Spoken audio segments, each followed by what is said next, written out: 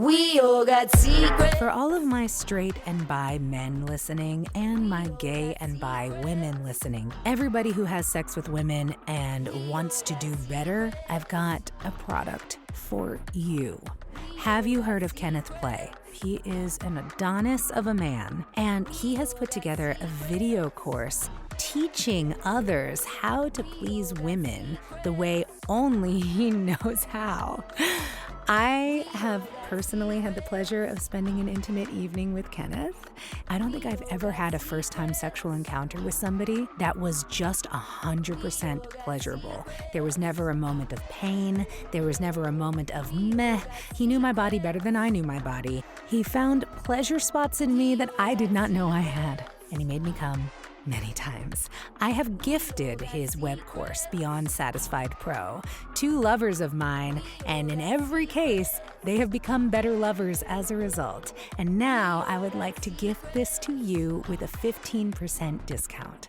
Go to kennethplay.com/closeted. That link gets you 15% off Kenneth's Beyond Satisfied Pro course. This is just for my listeners. Trust me, no one regrets being great in bed, and this course will get you there. kennethplay.com/closeted. We all got secrets. We all got secrets. Welcome to the ClosetEd interview series, where I bring you video interviews with some of the sexiest, sharpest thinkers in the fields of sex positivity, non-monogamy, LGBTQ+ rights and issues, and shame and stigma reduction. This week, I spoke with Kathy Kay, the anonymous host of the very popular Strictly Anonymous podcast, which, if you haven't heard it, go subscribe right now. Kathy has a new book out, Strictly Anonymous Confessions, Secret Sex Lives of Total Strangers. And what's so dope about this book is, even though it reads like erotica, every story in it is true. They're straight from her podcast. You can listen to the podcast episode that corresponds to each chapter and hear the real person telling the story in their own voice. You can also join Kathy's Patreon to see photos of her guests, naughty ones. This woman is my hero, and I love the way she thinks and speaks. So, without further ado, here is Kathy Kay. Kathy Kay, you absolute icon. Thank you so much for coming and talking to me today. Welcome to Closet Ed. How are you? I'm good. Listen, I know you for like 5 minutes, but I love you. I think you're like the best. You're doing like similar to what I am. So we're like the same breed of curious character, and you look so cute on this video, and I'm anonymous, but I'm happy to be here on your show. You also look very cute. I wish I could see your face, but your hair looks great. The rest of you looks great. And I love that you do this, and we're going to get into all of this, but let me properly introduce you to the listeners first. Okay. Y'all, if you haven't heard of this woman, Kathy Kay, she is literally an icon. She has been podcasting about people's private sex lives for the last 11 years, 12 years? 12 Maybe years? 12 now. I don't know. A long time. A long time. She was one of the first in this game, started out just putting ads on Craigslist to make a podcast, didn't even have a plan, and then like somehow just figured it out as she went, and now has one of the most successful, longest running, anonymous confession sex podcasts that's out there. It's called Strictly Anonymous Confessions, or the Strictly Anonymous Podcast. I've been listening. She releases 6 episodes a week. It's wild. Your work ethic, Kathy, is amazing. I'm a worker breed. Yeah, you really are. Your hustle is on point. And you've managed to do this entire time while remaining anonymous yourself. So the tie-ins to my show are like so thick and delicious and wonderful. And I can't wait to hear like how you came to be the way you are and the insights and perspectives that you've developed over the last 12 years of making your show. So the first question I have for you, Kathy, what is it about your backstory and your origin story? I know you're a naturally curious person, but yeah, what is it about your backstory that made you so sort of inherently sex positive? Like, how did you come to a point where you were like, yeah, I'm going to talk to people about their secret sex lives. Like, what's in your background that prepped you for that? Well, first of all, I never thought I was going to be talking to people about their secret sex lives. Okay, that's first of all. But like, if you went back into my history, I wasn't a person that never talked about sex. Like back in my day, all you had to do was talk about sex and you were like crazy. And like, I loved the attention. You know, I'm an Aries, so I would just like talk about sex all the time. And I was very open-minded. But I think because I've talked to other people in our space, and I feel like I asked you this question when you were on my show, and when I ask anybody else that does what we do, we were all like born curious and into sex from like day one. Like I couldn't wait to lose my virginity. I wanted to get in the game. I wanted to like read Cosmo magazine and be able to answer the questions. And I was always super curious about it and super interested. And like, I remember seeing a HBO documentary about swingers, and I'm like, oh my God, when I'm 60, I'm going to be a swinger. And like, I was always like super open-minded and non-judgmental, really about everything, you know? It's like a concoction, you know, but I think that curiosity is what I find in myself and everybody else that does this for a living, you know? You have to be non-judgmental for sure, but it's a curiosity and an interest in like human nature. I've always been sort of interested in talking to people and hearing their story. My show is very focused on sex, but that sort of happened by accident. That wasn't a thing that I set out to do, but the fact that I'm doing it now, when I look back, and if people knew who I was, because I was always talking about sex and being very open about it, and I was curious about it, and, you know, people wouldn't be surprised. Well, was there anything in your upbringing that prepared you for this sort of openness and non-judgmental nature?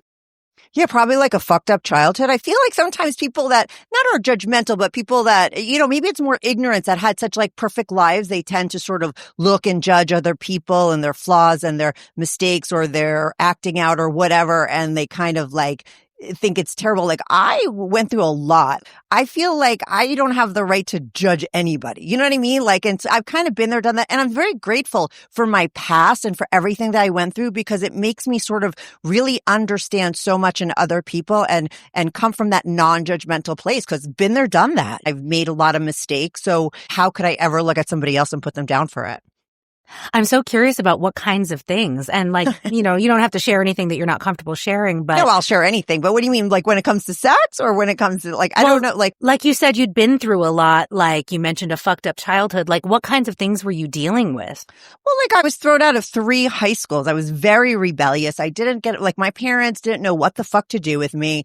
My father was a reverend. My mother was the type of woman that married a reverend, and I was me. And I was me since day one. Like they'll tell you, like I was irritating from the minute I came out. You know, I'm strong-willed, opinionated, don't tell me what the fuck to do, a contrarian. You know, I was an Aries when I was younger, and I was just like really like didn't want to listen to authority. Also, like I said, didn't get, you know, wanted to rebel.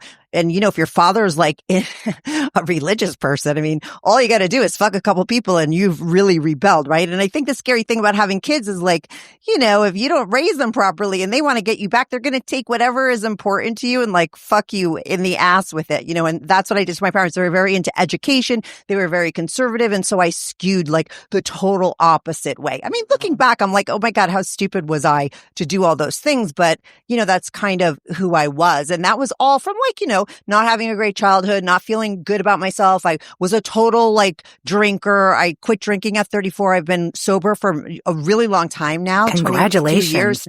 I definitely like was a blackout drinker, went through that whole thing. I have a whole episode on my getting sober thing. So I've sort of like conquered addictions, quit smoking, stopped, you know, I was a weed smoker in high school. I couldn't go a day without being high, got, like I said, thrown out of high school. So I dug myself out of like a lot of holes and came out on the other side like a really fucking together person. So, wow. You know, I'm the type of person that believes that people could change, because I have.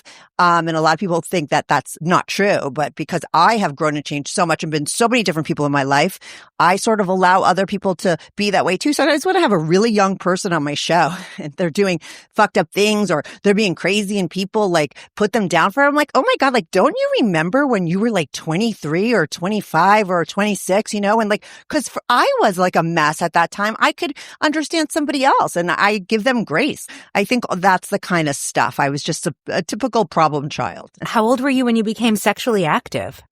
15. Yeah. So but you I started tried young. before that. I remember, like I told you, I said we would look at these magazines and I wanted to like be able to answer the questions and be grown up. I was not interested in being young. I hated being young. Like honestly, I just couldn't wait to be a grown up. And for me, being grown up is much more fun than being young, you know?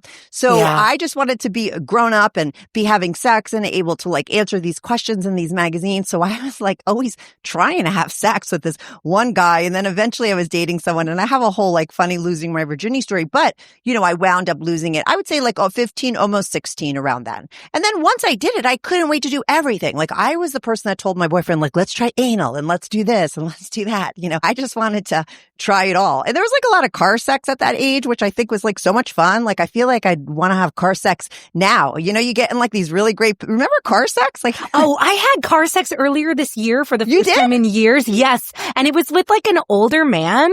Was he cheating? He wasn't cheating. Okay, because that's where car sex happens when you're older. You'd think. No, he just like lived like an hour away, and I couldn't bring him to my place because I was literally like moving the next day, and I only had an air mattress on the floor. Yeah, and that makes sense. The car was the most logical place for us to hook up, and it was so hot. It's been like a decade. It. Yeah, I would so totally have car sex tomorrow if I could set it up, because it seems like fun. Like I remember those days you get in all these crazy positions and you're in this dark parking lot, or daytime. Like, I don't know, but I think car sex is fun. And it's always funny to me when my listeners, a lot of times it's like the cheaters that are having car sex. And I'm just like, oh my God, the shit that's going down in parking lots in the back seat, so hilarious, you know? Yep. But yeah, car sex was fun. Car sex is fun. All right. So I'm getting this idea that like you went through a lot. You rebelled against what sounds like a pretty restrictive family and home life, and also maybe community life with your dad being a reverend. Yeah. Maybe some religious trauma in there. We all know about the sex negativity of so many of the major religions, particularly the American style of Christianity. And you rebelled and you went through all of these changes, and it made you super non-judgmental. Love all of that. Okay. So 11, 12 years ago, you start this podcast with, you know, as I understand it, no plan. What made you want to have a podcast in the first place? Like what was because the I love impetus? to talk. I love to talk. I'm like a talkaholic. Okay. People were so like, Kathy, shut the fuck up. Start your own show so we don't have to hear it, kind of a thing. Do you know what I mean? Like I love to talk. I love to chew people's ears, but I really like to probe. Honestly, like I really love probing people. And I'm the type of person that, you know, if you were like my bestie, you would never call me up when you want sympathy. I'm very bad at that. You know, I'm not that girl, but I'm really great at like analyzing your problem and giving you solutions. And I love that. You know what I mean? I love it. And what happened was like, you know, when you get this, when you have like 5 or 10 friends, like they're irritated by you probing them. You know what I mean? Like how much probing can you do? They're like, we don't want to hear it anymore, Kathy. Stop like asking us questions. So it was kind of like, why don't I do what I love to do and do it with people who like want to be probed? You know what I mean? Like you put an ad out, you want to be on my show, you want me to ask you questions. These are people that actually want it, not my friends who are like, we don't want to hear you ask us questions anymore, Kathy. We don't want you to help us with our problems. So really it was like, I wanted to do a call and advice show, like a Dear Abby show. I was working in entertainment and I worked with comedians, like very big comedians. And back in the day when I started a podcast, that's who was doing it, who was actually doing podcasts, a lot of comedians. And they were like, Kathy, you should start your own show. And they taught me everything, you know, they told me everything to do. And I didn't even have a name of my show. He told me, don't worry about anything. Just start taping. You know, don't worry about the name. I didn't have a name. I didn't have a logo. I just didn't know where to get callers from, you know, but I wanted to talk about everything, mostly problems. I really wanted to like give people advice. And it just turned into something totally different because I didn't want to go on any of my social media at the time because I didn't want anyone to know what I was doing. And not because, you know, I was going to do sex and whatever. It was more so because I thought my show was going to suck and I didn't want anyone to hear me trying this out. And so I wanted to do it on the DL, you know? So I went on to Craigslist and I only posted in the personals because it was free. I was being cheap and I knew I had to put like 100 ads out. So I went into all the personal sections and put out the ads. And then I got all these emails from these guys with these crazy sex stories. And then that's how it all came to be. And it was like maybe, you know, 10 episodes in that I decided strictly anonymous. I started changing people's voices and it all came together. And then it became very niche and all about sex. And Craigslist, I say, like, I think on my intros, like it was like the gift that kept on giving. Like I found the most interesting stuff on there. It was like great. My first taping, I taped 5 episodes in one day. And I had a co-host at the time and he was so pissed. But I gotta tell you, I was like energized. I'm like, I could do 5 more. Like, this is like what I meant to do. Like, I loved it. And my co-host only lasted like 6 months, which was fine. And I just continued on and it became like I said, it just became what it was, kind of backwards. Like I said, it was supposed to be a call-in advice, Dear Abby show, and it turned into this whole strictly anonymous sex show. I love that so much. It's like such a testament to just like following your passion and figuring it out as you go and not trying to make everything perfect and polished and, you know, perfectly organized in advance. Like that No, stops you're never going. so many people. Yeah. Yeah, you're never going. Anytime I've ever done anything big in my life, like I never like had a plan and it went accordingly. It always like winds up happening backwards and stuff. And you have to be able to roll like that. And I remember like that Robert Kelly was the comedian and he's like pretty big. He told me like a lot of great things and gave me a lot of great advice. He was like, not every episode's going to be great. Don't give a shit about it. Just put stuff out, you know, and he really helped me sort of take the risk because I was really nervous. I was like, oh my God, this is going to be horrible. Like, who am I to do this? I don't know how to have a show, you know, and when I lost my co-host, I was like, oh my God, I have to do these intros and I'm like talking to a wall. I know how to talk to a person. I don't know how to talk to a wall. It was like so uncomfortable. So in the beginning, it was like really hard, but I loved doing it. And I didn't like make a dime off of it probably for like the first 7 or 8 years. It was just something that I did for fun. I had a regular career, but I never missed an episode. Every Sunday, 8 p.m., put out an episode for like 7 years, rain, sleet, snow, death, marriage, anything that happened. I never missed a fucking episode because they told me early on, that's what you got to do. That's how you have to roll. Like you pick a day, pick a time and never miss an episode. And I did. And I loved it, but it was like a side hustle, but it was something that I loved. And it wasn't until COVID hit and my son was getting a little bit older. I'm a single mom that like, I was like, oh, you know, I need to go back into the workforce because I took off of work to take care of my son. It was very important for me to just be with him in those formative years. But when he goes to school, I'm like, what am I going to do? Sit around and get my nails done? Like, that's just not my gig. You know, like I said, I'm like, if I was a dog, my friend told me I'd be a border collie because they like to work. I need a job. I like to have a job. I need to work all the time. My sister's like, why don't you try to make your podcast your thing? Why don't you try to monetize it? And then I did. And then like it fucking cha-ching. Like they say, you know, go after like what you love to do and the money will follow. And I've never been more successful or made as much money doing anything than this the minute I decided to commit to it. And then it became a full-time gig. I mean, I worked my ass off because it wasn't just one time a week. It was 2, and then it was 3, and then I got a Patreon, then I got a YouTube, and you know, and then now I have a book. It just all snowballed, and then it became what it was, and I'm so happy. You know, I literally like could pinch myself every day. The fact that like this is what I do for a living, and this is what, you know, supports me and my son, because it's like I don't feel like I'm working. Like I'm doing what I love to do. You know, so it's amazing. So I have a question and like, feel free to tell me to go fuck myself if you don't want to answer this, but you talk a lot on your show and in other interviews that you've done with other podcasters like myself about how like you don't do half the stuff that the people that you talk to for your show do.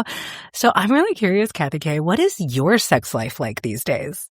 I mean, these days, most of my listeners know I have a booty call. I always have a booty call. Like I've done episodes of how to have a successful booty call because I could fuck a guy for 7 years, same guy, never care like him, whatever, you know, and it's a service call. And I always have to have that in my life. That's the kind of person I am. I've always had that in between boyfriends and stuff because of my kid for like the past, like, you know, he's 10 years old, but it goes by so fast. Like I've really been like having sex with one person. He's my service call person, like, you know, and that's all I need right now. I do have like, because of doing my show, I feel like I've grown and changed and want to try so many new things, and I'm open to so many different things now than I was in the past. So, you know, my next boyfriend, my son's going to be older soon and not need me as much and not want to, I don't need to hang out with him on the weekend. So, you know, at that point I'll get like a real partner. And at that point I'd like to do more of the things that the people do on my show. Like they've given me the courage to sort of like think about it, feel like, I'm going to try those things out. You know, I was always like, kind of like, oh, I would never fuck two guys at once, but I always like to mock it up, right? With guys, right? Like I always loved DP mock-ups with my boyfriends, but I would never do it. I would be like, I never fuck two guys in real life. You know, I'd fantasize about it. It was like type of porn that I like, but you know, and now I kind of was like, I would, and I wouldn't feel any weird way about it. So now my sex life is boring. You know, like I said, I have a booty call. It's not that exciting right now. How often do you see your booty call? Not a lot. I mean, in a month, you know, because he moved recently. In a month, it could be like 3 times a month. I mean, it's not a lot. But I have so many sex toys that come to me. Like I just got a motor bunny. I mean, I feel like sex toys are my boyfriend. I just got a motor bunny. They just started sponsoring my show. That thing is like, you just want to like go to sleep with it. It's like the greatest fucking thing that's ever been invented. I'm just motor like, bunny? Yeah, motor bunny. What is it? Is it like an insertable? It's like a saddle machine. It's a saddle. A saddle machine? Yeah. And, okay, first of all, it would get you off in 30 seconds of vibration at 3. Okay, I have never even used the vibration high enough, but they have all these attachments and they spin and then they vibrate and you don't even like, and I'm like kind of into tease and denial. Like anything that I like, I don't want it to be over, right? Like I want to drag it out. I'll make a guy go down on me for 35 minutes and the whole time I'm about to come because I don't want it to be over because I'm not like multi-orgasmic. So, you know, I have never even turned the motor bunny up all the way because I'm like, I don't want this to be over because it's just like, oh my God, the best boyfriend ever. But like, I have to tell you, I fucked a lot of people in my life. I was not somebody that had like one boyfriend for 10 years and was monogamous. I rarely had boyfriends. So I, you know, been there, done that when it comes to sex. I had a lot of great sex. I always liked it. I always liked men. And I've had threesomes with women. I went through that phase. Like I said, never did the guys, but you know, when I was it a phase? Are you bisexual or do you identify as straight? You know, I have to say, like back in the day, it was like a phase when I think it was like in my 20s, like in my late 20s, I think is when I started it. And it would always be, it was like an interesting thing. Somebody pointed out to me, they're like, Kathy, don't you realize that like you always sleep with a girl, like when you're broken up with a guy? It's kind of like, oh, you know, when you break up with someone, you don't want to, like if you fuck another guy too soon, you might think of your boyfriend too much. So I would like go and fuck a girl. You know what I mean? Like I would do that. But I have to say, I love that. And this is why I think it was never that great. Like there was something weird about it at first. I was kind of like, oh, it's like that same energy exchange. Like, and I missed that exchange of the male energy, right? But I was always like, you know, I'd really like to, if I was ever going to do it again, be with like a real dykey woman, you know, like I always got lipstick lesbians. I always got hot girls. And cause I'd always meet them in bars. It was like a drunken kind of stuff that was always just set up on the fly.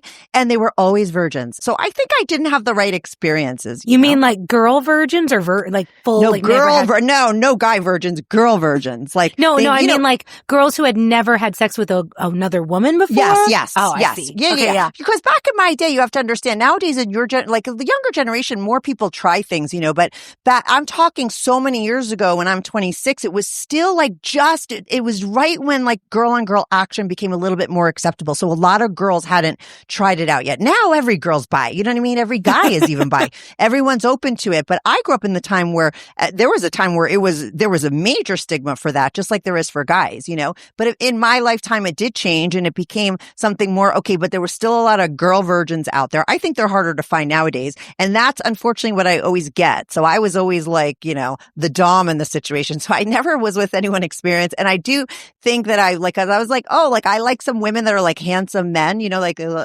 dykey woman, you know, I think that would, right? I don't know. Like that's, I think would be my type. I'm so into that. I feel like you'll have no problem if you put yourself out there for 5 seconds. like I can't even see your face, but just looking at the rest of you, I'm like, yeah, if I was a dykey dyke in a lesbian bar and you walked in, I would just be like a bee to a honeycomb. Yeah, like it's funny, but I do feel like, because I told you, like when I was way younger, like I saw this documentary called The Lifestyle on HBO, and I was like, oh my God, when I'm like 60, that's what I'm going to do. Like I felt like I wanted to be in this lifetime evolved enough at some point, right? And I thought to myself, like maybe that's when I'm 60, that I wouldn't feel like sort of ownership over somebody that I cared about when it came to sex. You know what I mean? That I could get to this place where I could be totally in love with someone, but like we could just go fuck whoever, you know? And to me, I was like, I hope to one day be evolved like that enough to do it. And like when I saw these swingers, like there was a couple that was in the 60s, I'm like, oh my God, like that's that's going to be me. Like, why not? You know, and I have actually some people on my show who like way later in life got into it. And I think that that's great. So I do think I'll wind up in a swinger club for the first time one day. I do think whatever I've ever said about my life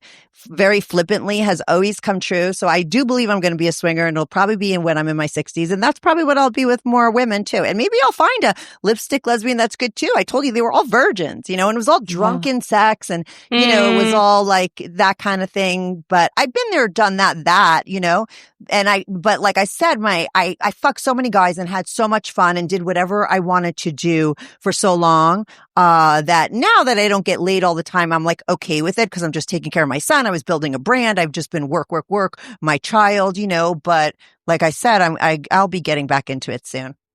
Have you been one of those people who is like when you're in a monogamous relationship, you're like, I would like to have sex with other people, but I absolutely do not want him to have sex with other people?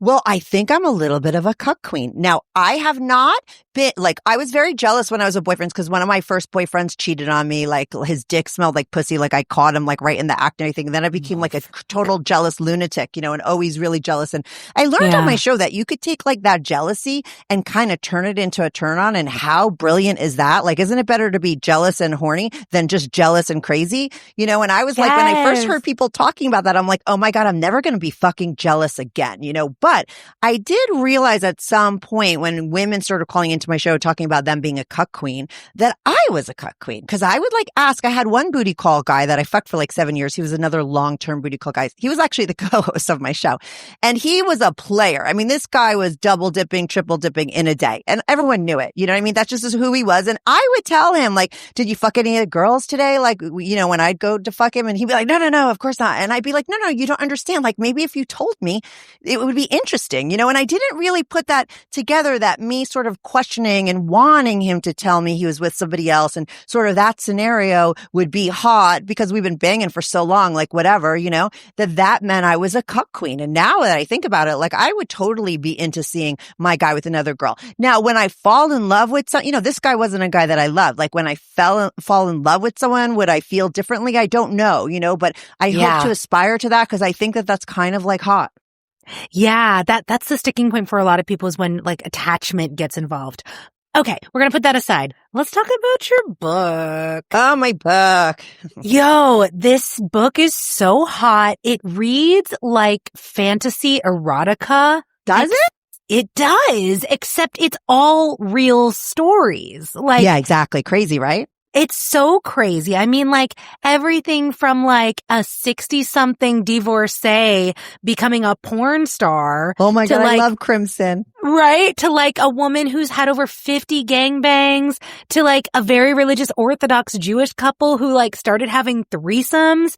Like it's wild and it's such a fun read. I have so many questions, but I guess my first question is like, why these stories? How did you choose the stories that went into your book? Is there a favorite? Were any personally inspiring for you or moving for you?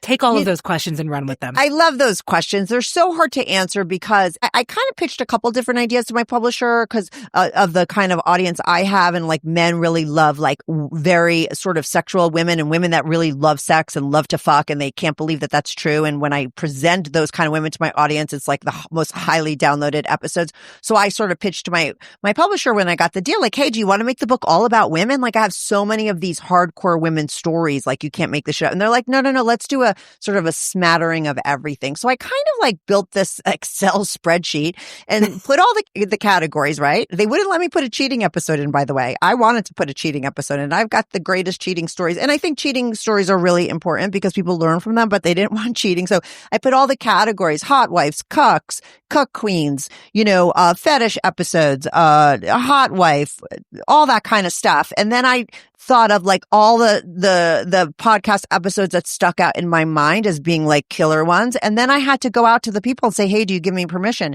Because I needed to get them to sign off with their real name. Okay. So some people I didn't hear back from. So it just all wound up happening the way that it did, you know. Listen, I wrote more than 17. 17 made it in. I picked more than that. I think there was like 25 written, but only 17 got in. But I kind of picked like things that I thought were really good out of the categories, right? The Robert guy in the book, the fetish episode, the guy that like he's kind of like into cross-dressing, but then he like gets this guy to dom him, and every step of the way he's like not interested in having a guy dom him at all, but he just keeps getting into it. And it's just like, it was one of the best episodes, the way he told the story. It was really hard to sort of get his whole vibe into the chapter. But I think what's interesting about the book is that, like you said, like people could read it and they could be like, yeah, like there's no way this shit is real. Like this is real. But they could literally go to the exact episode. Every single fact that's in those things are taken from the episode. The only place we took creative liberty is a little bit in the sex, right? Beefing it up a little bit. But typically, like all the stuff in there is all real life. So you could actually go in and hear Robert tell his whole story.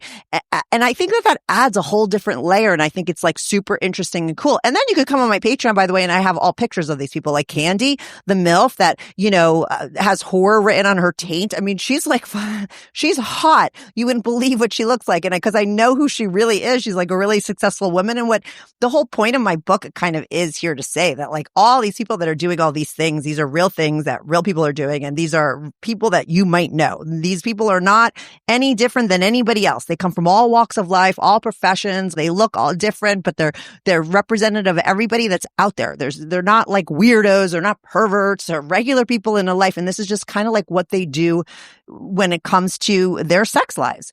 And it's super interesting. And like you said, they're true. And I think it's kind of cool, like I said, that you could hear them afterwards and then see them. Yeah, that's what I think is so fun, is like to read somebody's chapter and then go find their episode and hear it in their voice. It's like a multimedia experience. Yeah. And I'm wondering, like, cause I feel like, you know, cause sometimes I don't see people when I talk to them. And I love that. I feel like that allows me to be like so unbiased when I'm talking to someone. I don't know if they're hot, if they're not. I feel like when you're seeing people, you're getting a lot of information and you can't help but sort of make weird things happen, you know? So when I take away everything and I'm talking to all my callers, I don't know anything. I don't want to know anything. Literally, people could email me one sentence and I'm like, okay, you'll be on the show. Here's your link. And they call up and that's how I roll.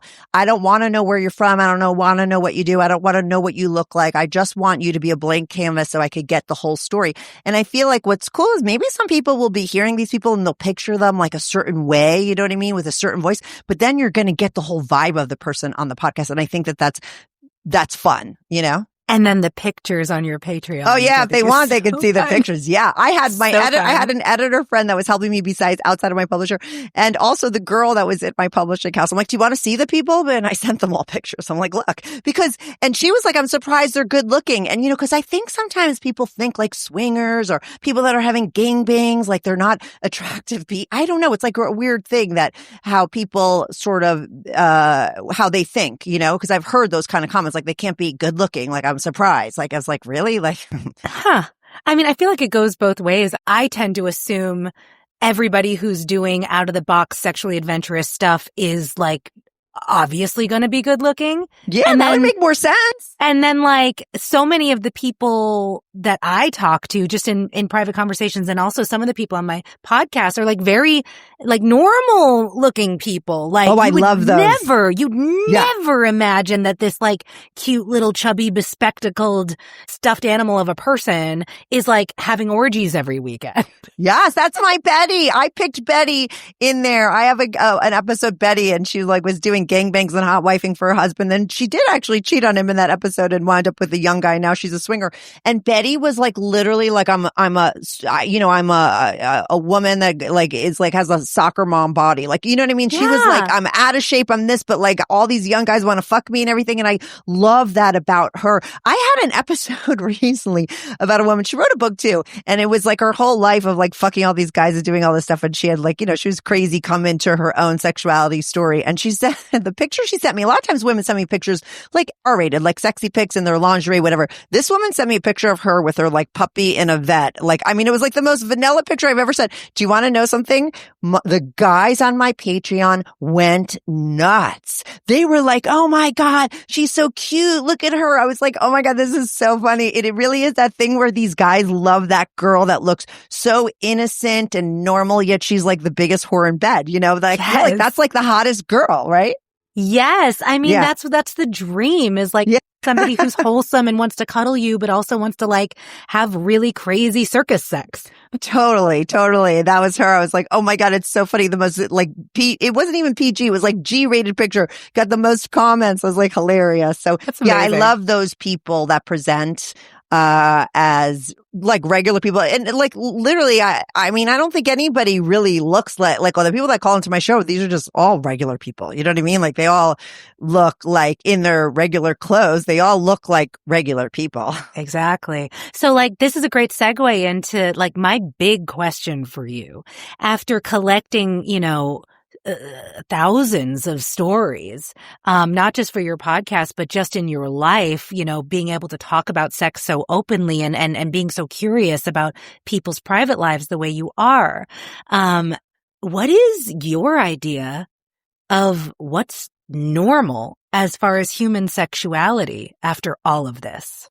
Yeah, I don't think that there is normal. I think like whatever's normal for you. And I hate that like people sort of project whatever they're into like onto other people.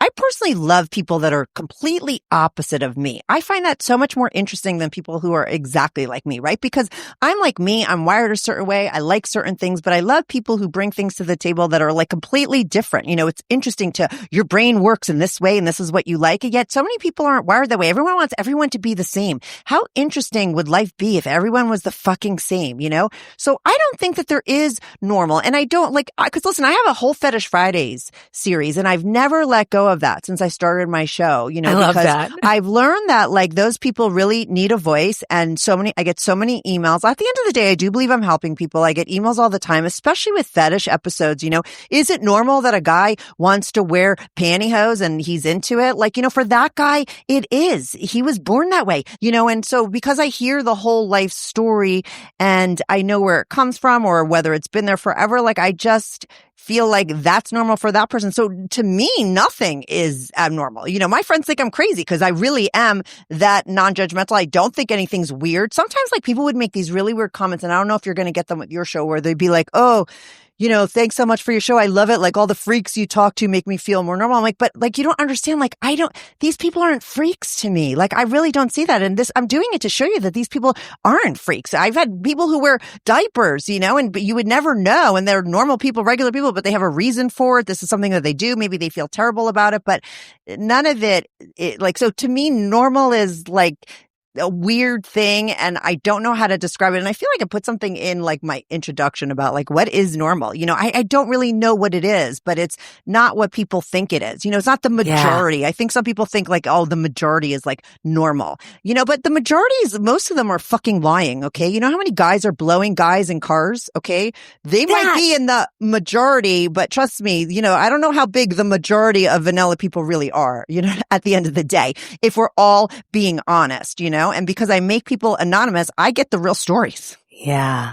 Yeah. Part of my mission statement for my show is that if everybody told the truth about what they actually are doing and what they actually want to be doing if they're not already doing it, we would find out that what we think of as normal isn't real. Because normal is like adhering to a set of principles that have been, sort of like pushed down from the authorities, religious authorities, political authorities, moral authorities. Yeah. And there's a lot of like antiquated ideas and things that have been twisted and evolved through history for lots of different reasons that basically say you need to be straight, you need to be monogamous, you need to, especially if you're a woman, you're not supposed to like sex, but you're supposed to be available for sex. And if you're a man, you're supposed to really like sex. It makes everybody, except for like maybe like a handful of people who just naturally are that way, it makes everybody else feel like they're doing everything wrong. Exactly. And there's something wrong with them. So they all try to like pretend that they're fitting this mold and no one's telling the truth.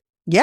My co-host, that guy that, was my booty call guy too, he owned a very famous gay bar in the city. And I would go there sometimes during my drinking days. And like, I'd sit at the bar and you know how many guys, and it's so sad, this whole stigma on guy and guy action because like there's so many men that are like living a secret life and their wives have no idea, because these guys can't sort of come out and be who they are because God forbid, they'd be sort of ostracized. They wouldn't be able to have jobs. Like, it's like, it's terrible. And you know where they all are? They would like leave their jobs, go to my friend's bar. They're like blowing guys in the bathroom before they go home to the suburbs to see their wives. I mean, and I get those stories all the time. It's like crazy and sad. And I feel like if we start normalizing what's really normal, like maybe there doesn't have to be like all this secret life stuff, because that's what's like not cool, right? And that's what's super harmful. Like, you know, I get people on my show who have been living a double life for a really long time, and it's exhausting. And there's no reason why a man who's into men isn't allowed to cop to it. You know what I mean? It doesn't make him less than. Yeah, but it's the society tells you that, like you said. So I think you answered the question actually better than me before, what you said, what's normal? Because I'm right there with you. I totally agree. This issue of like men who are hiding their queerness. Yeah. That's like such a big one for me. It's one that I want to shine like the biggest light on. I've had so many men that I loved that I've been in relationships with who were straight presenting and just like engulfed in shame over their queer desires. Yeah. And sad. it's really sad, and it is really damaging. It can destroy lives. Like, it can fully destroy lives. I had one guy, man, I wanted him to be a guest on my show so bad, and he actually stood me up for our recording session. Oh my God. But he was one of these guys. He was married to a woman, and she and her whole family were super religious, really, really super Christian and very homophobic. And he is bi, and he wanted so badly to talk to somebody about it. Yeah. But he also had so much shame. Yeah. And he'd come to me every few months, be like, okay, I'm ready to talk. And then he would back out at the last second. And then like finally the last straw for me was that we had a session scheduled, and he's in another country. Shame. I traveled so far, and he didn't show up to the session. That's terrible. Yeah. Because listen, honestly, that just shows he's not really ready, right? And that's sad that still exists for people that, you know, especially for men. I feel like women liking women is much more exciting. That's like the last thing, you know, and I, like you, have been on a mission on my show. I have so many stories about guy and guy action. I'm always like, what the fuck's wrong with people? Like, why do they care so much? And because they shouldn't. And like, I have a great story in my book about like, it's like Sean and Samantha, I think is the name. And it's like, you know, she's got like married to this really alpha guy, and like he started wearing panties with her and getting like domed by her and stuff. And like, I have pictures of Sean. He's like the hottest guy at the gym. Okay. That's who Sean is. Alpha, manly man, hot man. Okay. And he sort of came into his own and got into like a little bit of cross dressing with his wife, and she was like fucking into it. And like, this came out of nowhere, and like, why not? You know, and I put that one in there on purpose because I feel like a lot of times, and you know, I had the Maverick Men on my show. They're like these famous couple. There's two guys who like were like fucking on camera, like, and having threesomes with guys. They're a gay couple and they're like in love, but they fuck other guys, and they became big porn stars. They have their own site. They're called the Maverick Men, you know, and they were on my show, and they talked about how really where this whole stigma comes is really like misogyny. Cause think about it. Like, when they are saying you are less than a man, like, what are you? What is less than a man? Bingo. A woman. You're not a man. You're a woman, you know. And why can't a man like a man? How does that make him less than? Guys can't even cop to the fact that they're into anal action. Give me a fucking break. You know what I mean? They're like, oh, yeah, I like to be pegged, but I'm not fucking gay. Yeah, I like when my boyfriend goes down on me, but I'm not, like, women do that. You know what I mean? Like, is that, you know, it's like anal action doesn't mean that you're into guys, just like oral sex doesn't mean you're into women. Like, you know, everyone's sort of like so petrified of certain things, and I don't really get it. And that's my mission too. So let's go for it and you know, get that stigma gone. It's so stupid. It really does go back to misogyny, and this goes back like 5,000 years. I mean, it was like in ancient Greece and Rome. Yeah, wasn't it accepted though? Homosexual activity was accepted as long as the man who was being penetrated was either really, really young or a servant. So there had to be a power dynamic. Oh, interesting. Right. So there's that girl thing. That's the misogyny, because that's the, you know, right? Yeah. Yes, exactly. Because being the one being penetrated is like being a woman, and there's nothing worse than being a woman. Exactly. Yeah. When they told me that, I was like, oh my God, you're so right. That's where it comes from. And it's so stupid, you know? It's so stupid, and it's so backwards, because the reality is, I mean, women are, if anything, we're stronger, more resilient, more enduring gender. At one time.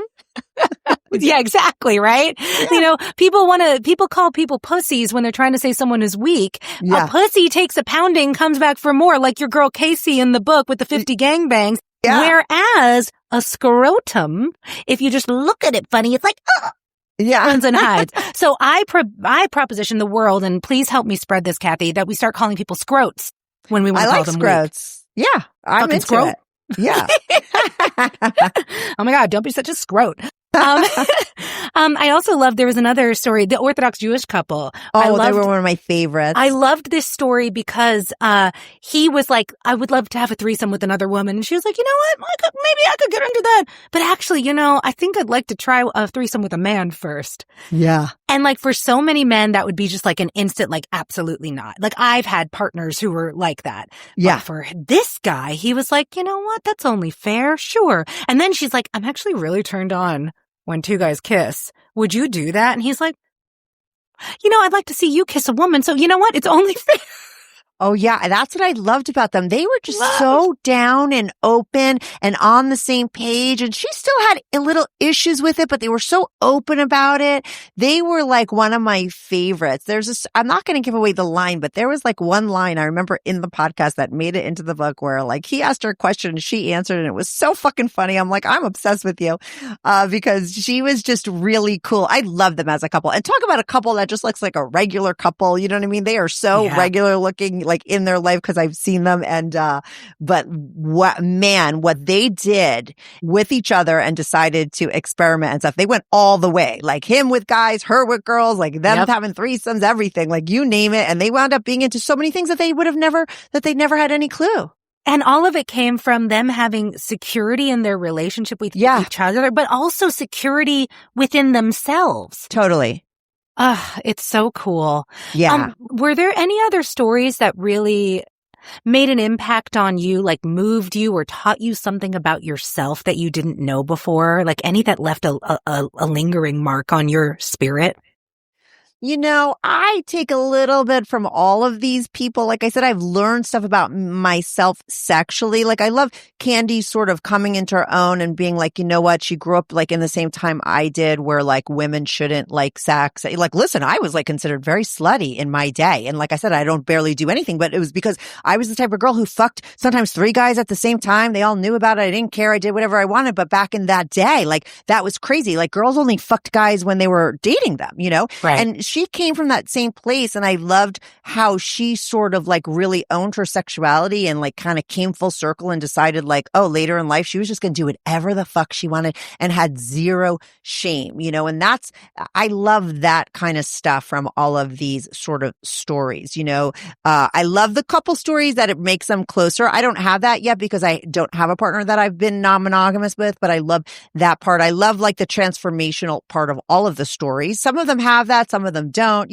but that's the kind of stuff that I'm like really into, Just the freedom from shame and the empowerment in one's own sexuality. The growth and the change that comes from just like going there. Like a lot of times I'm like just talking about sex on my show. It seems so stupid, yet in some way I believe I'm really helping people because I get millions and thousands of like emails from people talking about it, and like I said, it's like sex, but there is a depth to it. And I love to go there. And those are my favorite parts. Like I wanted my book to be very much the same voice of my show, not just about sex and not, but like about transformation and growth and change and how that can come from sort of exploring sexually, so to me, it's deeper than just like, oh, sex, and so I love those kind of deep moments.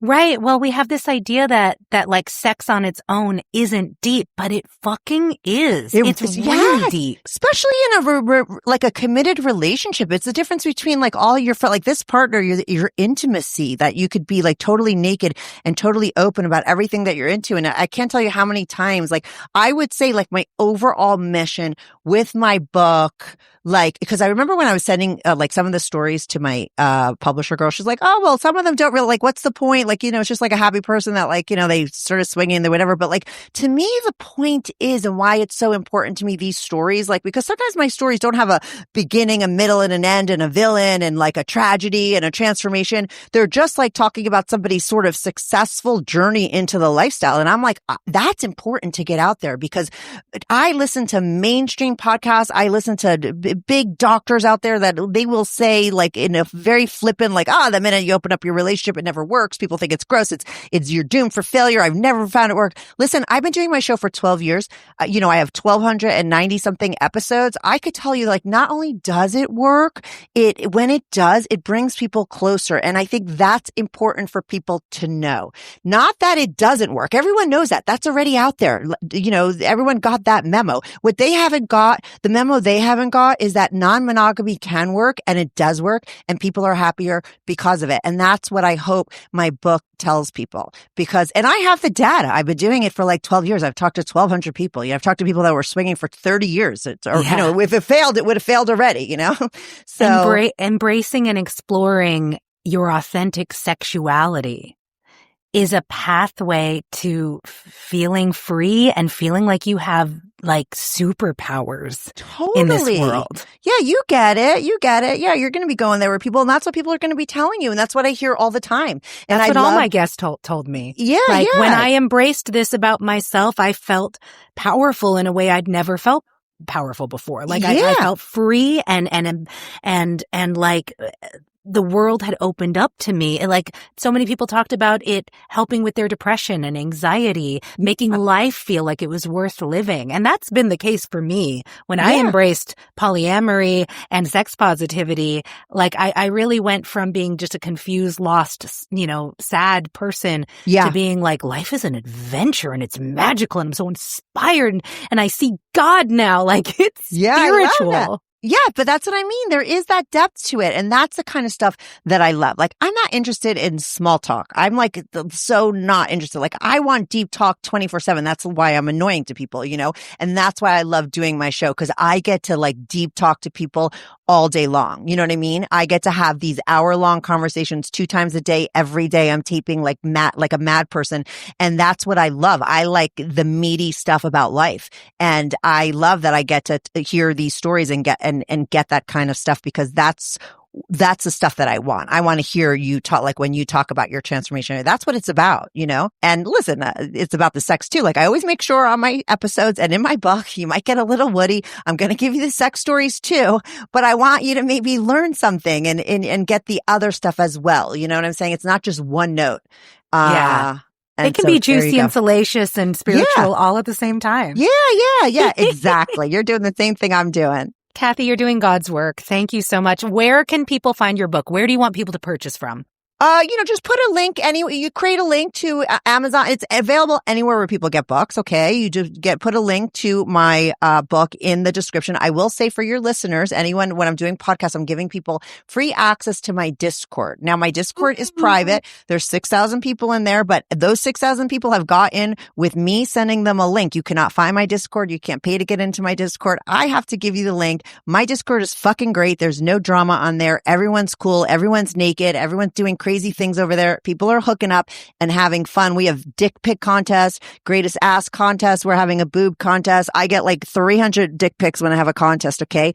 And then we rate them. There's so much fun there. And the only way you could get in is if you join my Patreon. But for my book, if anybody of your listeners gets the book, all they have to do is send me a screenshot of their purchase and I'll give them free access to my Discord. And I promise it does not disappoint. So just put the link to the description, in Amazon or wherever you want to do it. You create the link, or if you want me, I'll send you one, and they could get it there. And then they could find my podcast on any podcast app.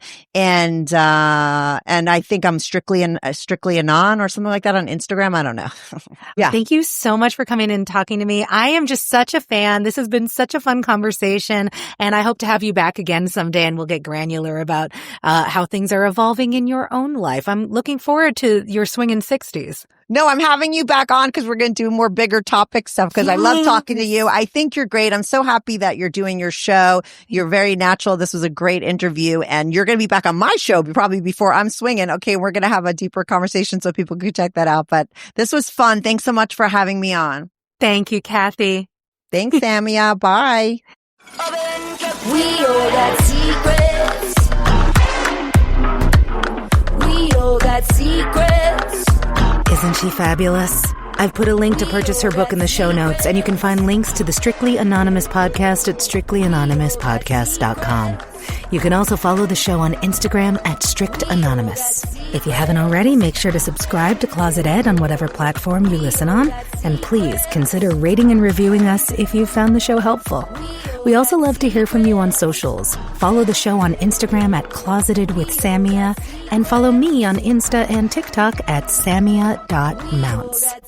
I'm still looking for guests for season 2, and if you think you have a story to tell, email me at closetedpodcast@gmail.com. I'm also still collecting anonymous mini confessions. If you have one, record a voice memo in a quiet location and email it to closetedpodcast@gmail.com. We're taking a break next week, but the week after that, we'll be back with the amazing and delicious Kenneth Play. Till then, stay saucy. We all got secrets. Hear that? That's what's called green noise. I'd never even heard of green noise before I discovered the BetterSleep app. Now I can't imagine my life without it. As a long-suffering insomniac and a person with ADHD, hello racing thoughts, BetterSleep has changed my life. Green noise is proven to soothe the mind, improving both relaxation and focus. So whether I need to fall asleep fast or settle in for some focused work, the BetterSleep app has my back, and I'm not alone. BetterSleep has over 65 million downloads. It's been featured in the New York Times, Forbes, and Today, and is an Apple App Store editor's choice. And green noise is just the beginning. The app has dozens of relaxing sounds you can mix together in different combinations depending on your needs. Here's the best part. You can try it for free for 30 whole days with the link bettersleep.com/closeted. That's right. You can get a whole month of great sleep for free. For real, this app is the only reason I'm functioning right now. I used to be so tired. Go try it. bettersleep.com/closeted.